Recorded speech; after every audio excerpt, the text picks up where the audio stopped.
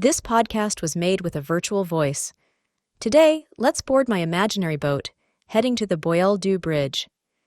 You may have always wondered what these 10 statues along the bridge represent.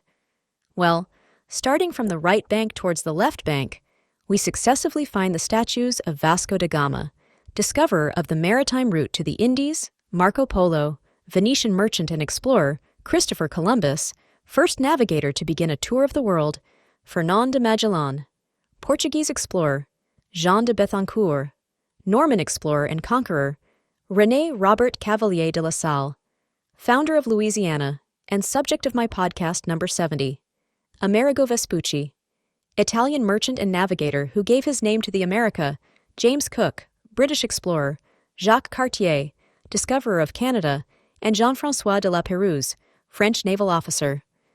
These 10 statues represent great navigators of maritime history, all sculpted by Jean-Marc de Pas, born in Rouen and installed on the Boieldieu Bridge in 2007.